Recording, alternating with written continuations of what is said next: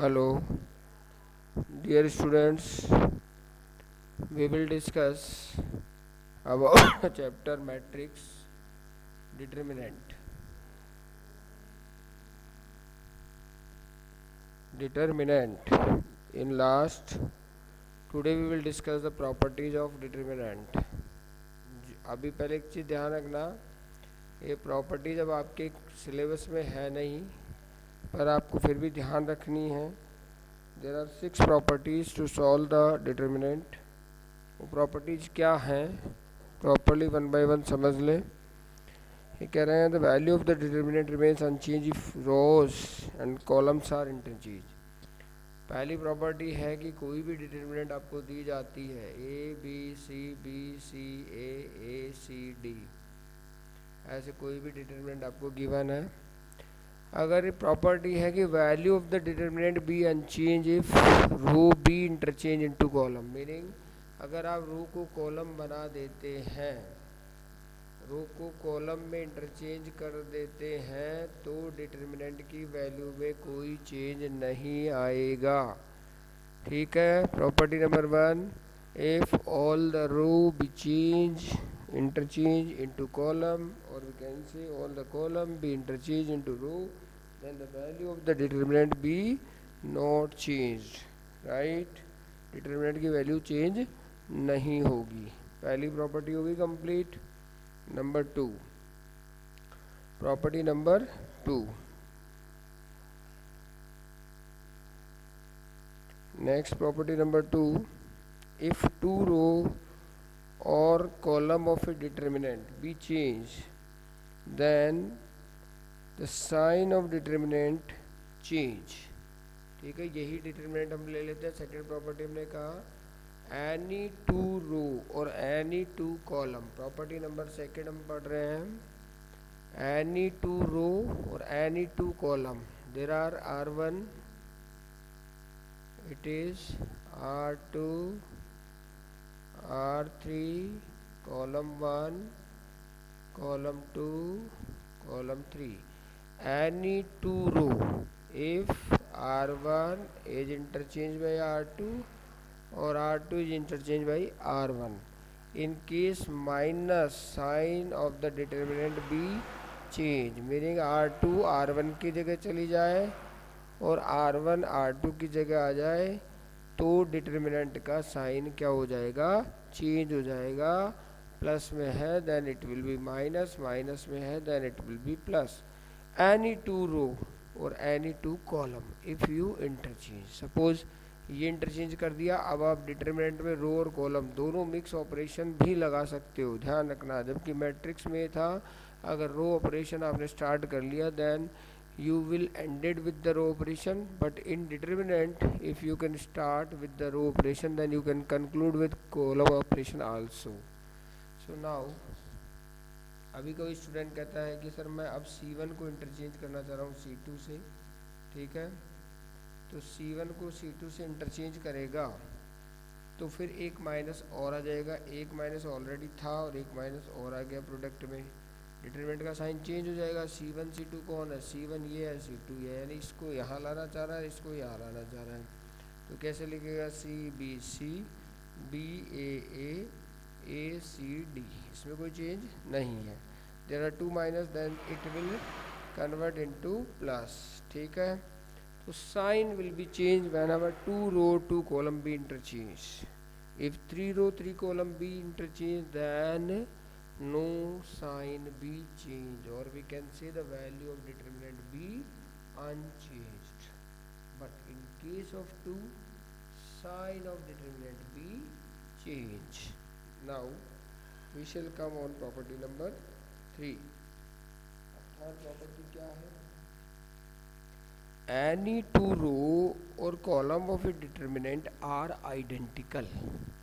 Property number 3, any two row, suppose यहाँ A B C 1 2 3, any two row और any two column if they are identical, that is the column 1, that is the column 2, they are identical and the value of the determinant is 0. Clear? Any two row or any two column, if they are identical, then the value of the determinant be 0. Exactly, it is clear to all of you, right? Now, next property number 4, any two row, any two column, if they are identical, the value of the determinant be 0. Property number 4. Fourth property, each of the element of a row of a determinant is multiplied by any constant k, then the value of its get multiplied by k. Meaning किसी रो को आपके determinant ये है delta 1 2 3 4 5 6 3 4 7 like that. अब किसी भी रो को suppose आपने कहा कि हम R1 को 3 से मल्टीप्लाई करना चाह रहे हैं, then R1 is producted with 3R1, right. तो R1 को 3 से प्रोडक्ट करना मीनिंग है सिंगल रो या सिंगल कॉलम डिटर्मिनेंट में आप कॉमन ला सकते हो. जो कॉमन आएगा that comes outside of the determinant, so the determinant be multiplied with that commons, right है. हम एग्जांपल लिख रहे हैं, हमने यह एग्जांपल लिखा, इसमें एलिमेंट्स क्या करते हैं, हम यहाँ पर एक ऐसे एलिमेंट्स राइट कर देते हैं. ठीक है, देखो यहाँ लिखा मैंने 2 4 6. Clear. First row, this is R1, this is R2, this is R3. क्या R1 में 2 कॉमन है? In each element there is 2 common in R1. So this 2 is common in all the elements, so it will comes outside of the determinant in the product of its. तो क्या हो गया 2 into 1 2 3 4 5 6 3 4 7. तो determinant क्या हो गई, multiply हो गई दैट स्केलर से. Clear. If any scalar is produced with the determinant, then it will be in multiplication to a single row or a single column. एक रो या एक कॉलम में आप किसी में भी उसका प्रोडक्ट कर सकते हैं जो प्रोडक्ट होगा. या सपोज करो कोई स्टूडेंट 2 में करना चाहता है, इसके 2 फैक्टर बना लो. Suppose outside there is a 4, तो 2 into 2, then you can multiply 2 in a first row, 2 into second row, that has no matter. पर वो दोनों रो से, एक रो या एक कॉलम से आप क्या कॉमन ले सकते हो. Whenever something is common then you can take outside. Clear है.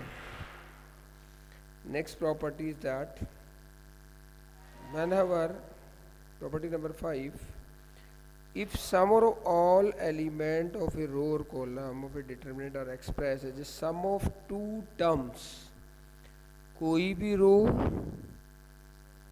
डिटर्मिनेंट की single row or single column, if it is expressed by the sum of two terms, then it can expressed by the sum of two different determinants. Example हम यहाँ ले लेते हैं. किसी भी row या किसी भी कॉलम में अगर इस तरह का एक्सप्रेशन है कि वहाँ के एलिमेंट्स क्या है, express by the sum of two terms.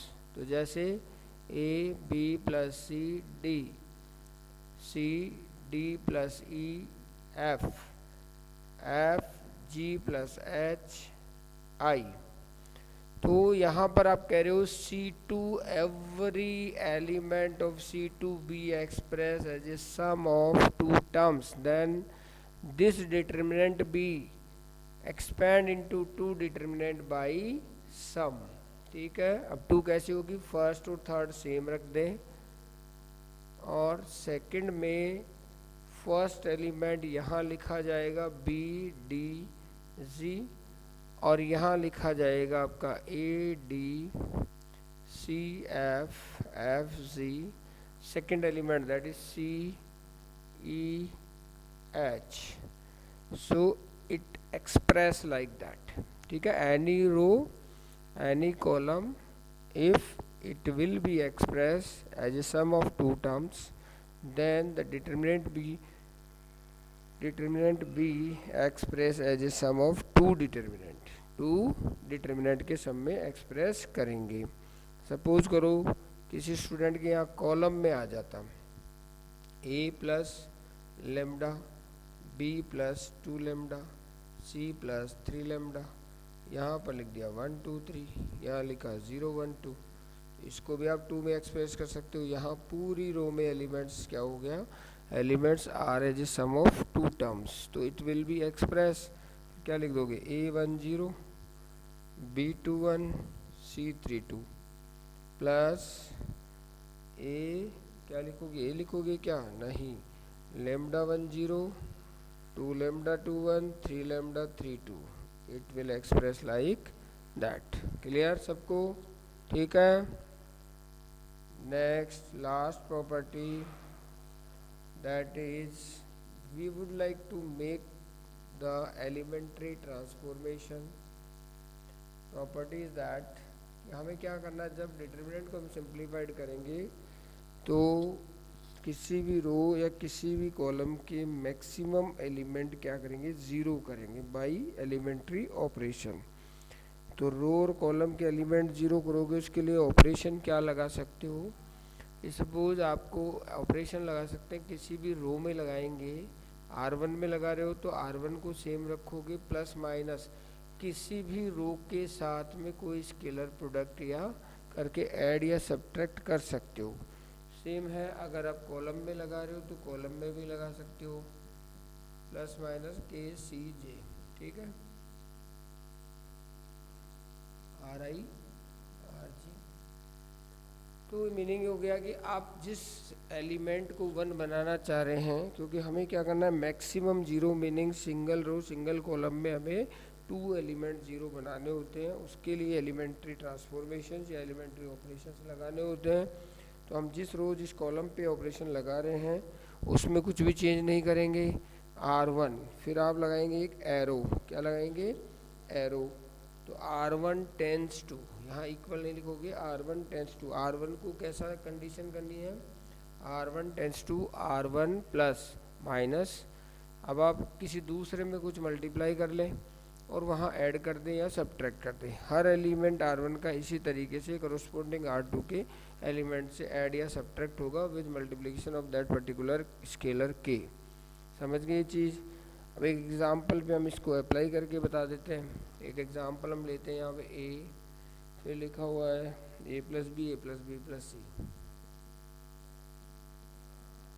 Simplified करने के लिए यहाँ कहा गया using the property to simplified it, तो आपको इसी तरीके से करना है। एक्सपेंड करने के लिए डिनाई किया हुआ है तो यूजिंग द प्रॉपर्टी, फिर 2a, सेकेंड में लिखा हुआ है 3a plus 2b, 3a plus 2b, यहाँ लिखा हुआ है 4a plus 3b plus 2c।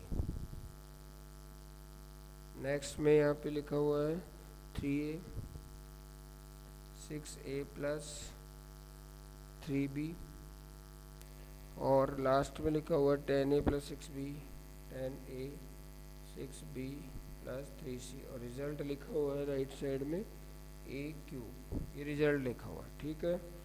Check कर लें एक बार, a plus B plus C, 2a, 3a plus 2b, 4a plus 3b plus 2c, 3a, 6a plus 3b, 10a plus 6b plus 3c equal AQ, right. तो मैंने कहा ना determinant में अगर विदाउट एक्सपेंडिंग सॉल्व इट, तो क्या करना है आपको, प्रॉपर्टीज यूज़ करनी है। प्रॉपर्टीज कितनी है, 6 प्रॉपर्टीज हैं। आपने कहा अगर सारी कॉलम सारी रो को इंटरचेंज करते हो डिटर्मिनेंट की वैल्यू में कोई चेंज नहीं आएगा। अगर any two interchange then the sign of determinant भी चेंज, ठीक है। फिर 2 आइडेंटिकल रो कॉलम बना देते हो, डिटर्मिनेंट की वैल्यू 0 हो जाती है। अगर आप किसी स्केलर से प्रोडक्ट कर देते हैं, अंदर कॉमन ले आते हैं, तो दैट डिटर्मिनेंट भी प्रोडक्टेड विद दैट स्केलर।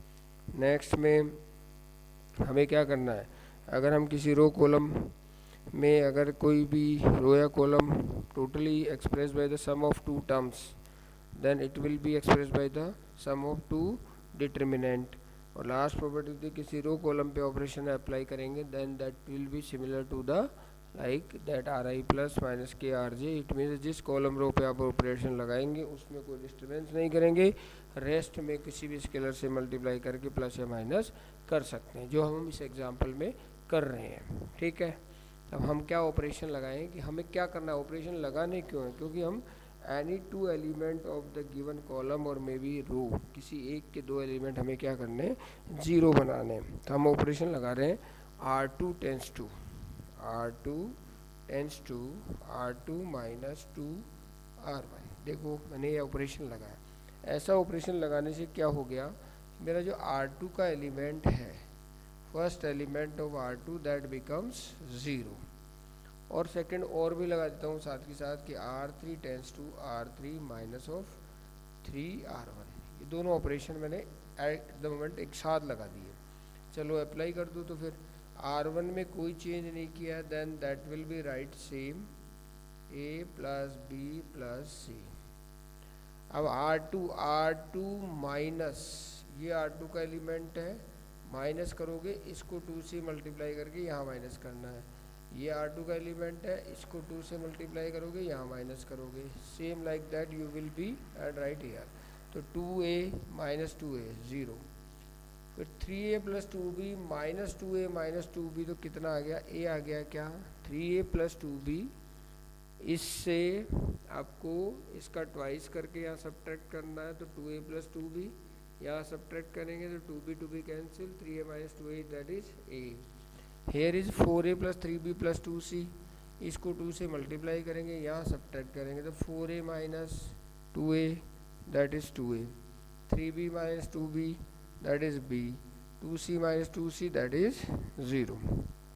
नेक्स्ट मैंने कहा R3 tense to R3 minus 3R1, इससे इसको 3 टाइम्स करके यहाँ माइनस कर रहा है, राइट, तो क्या हो गया 0।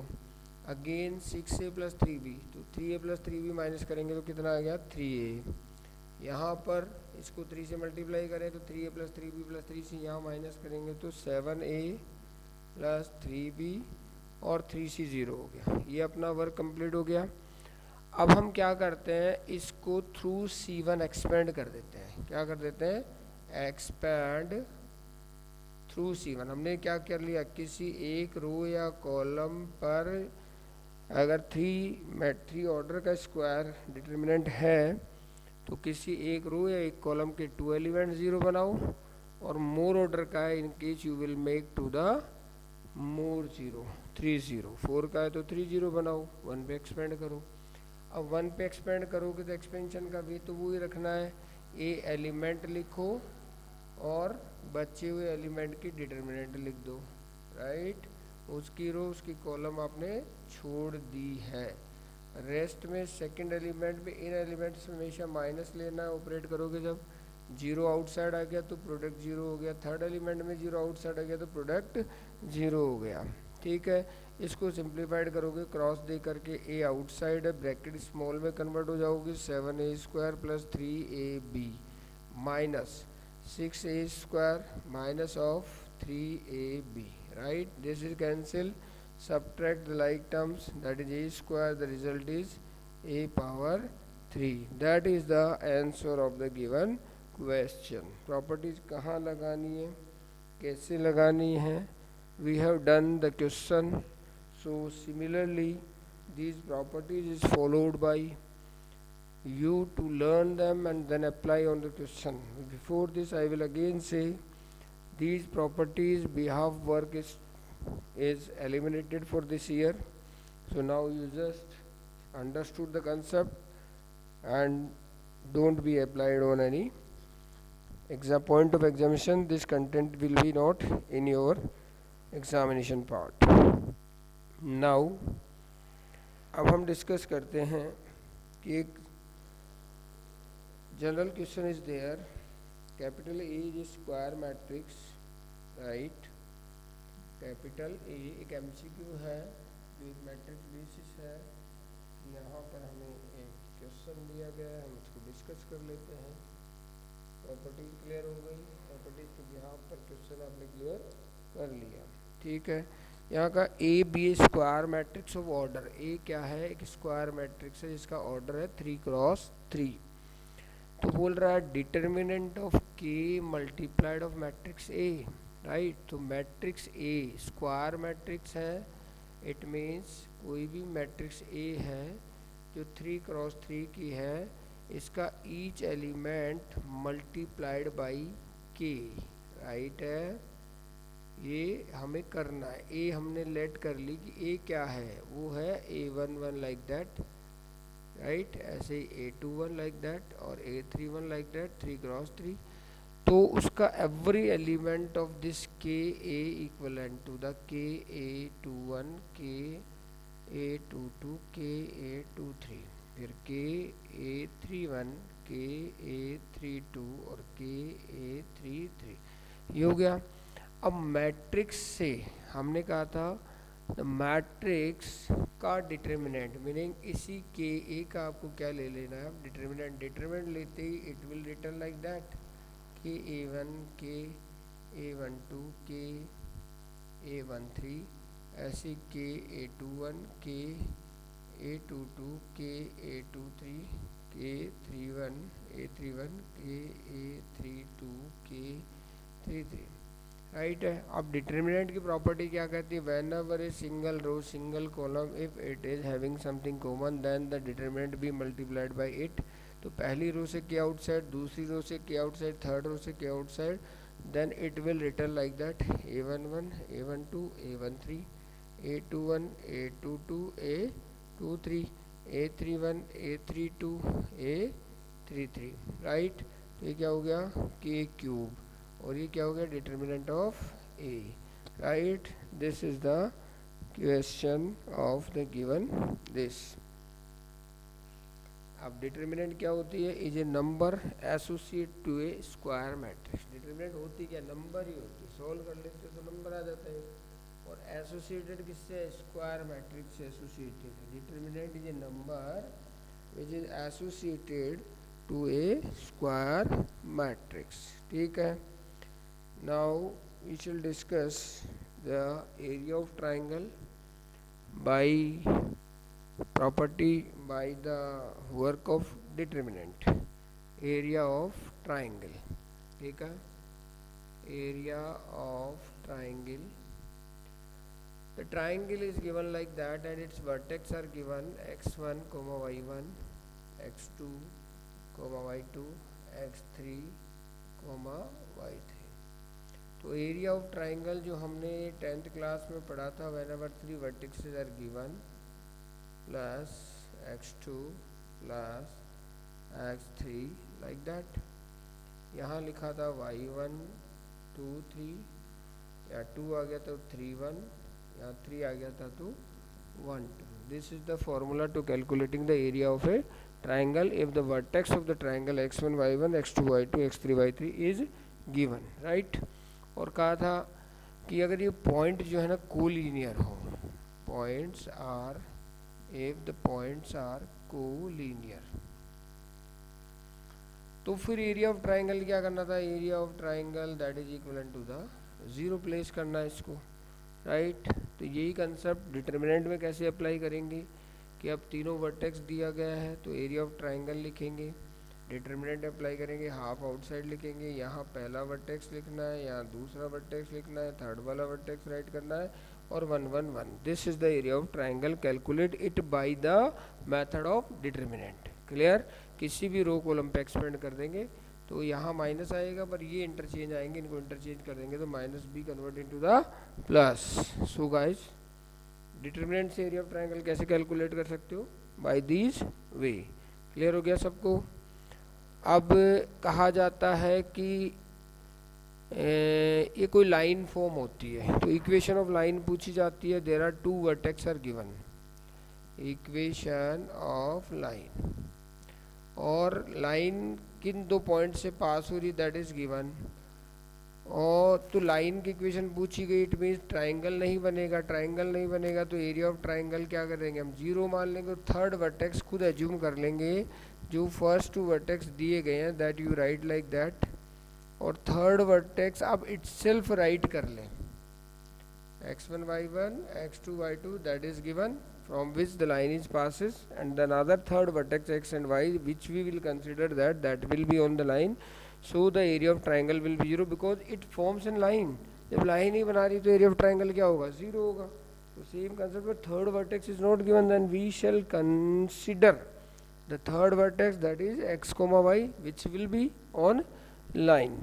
तो कोलिनियरिटी में भी यही काम करते हैं, एरिया ऑफ ट्राइंगल को 0 करना. आपको तीनों पॉइंट क्या है, कोलिनियर होंगे. क्लियर है. अब एक चीज़ और समझनी है आपको कि अगर एरिया ऑफ ट्राइंगल गिवन है क्वेश्चन में तो आपको यहाँ पर लिखना है area of triangle 1 time positive 1 time negative, what ever it is given.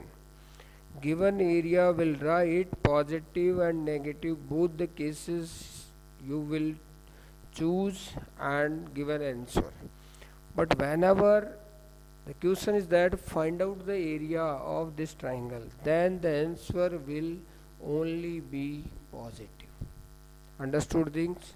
Next, unit of the area you always write square unit. At the end you should write this much area square unit. Understood all? ठीक है. Area of triangle हमने complete कर लिया है. All you solve the exercise 4.3 properly, right. Area अगर दिया गया है तो आपको प्लस और माइनस दोनों कंसीडर करना है. लेफ्ट साइड में एक बार प्लस राइट करना है, एक बार माइनस से ओपन करना है. और एरिया ऑफ ट्राइंगल कैलकुलेट करना है तो only plus answer you give. Right, so again I will say up to the 4.3 we have done. So solve in your notebook properly with proper understanding. Thank you very much.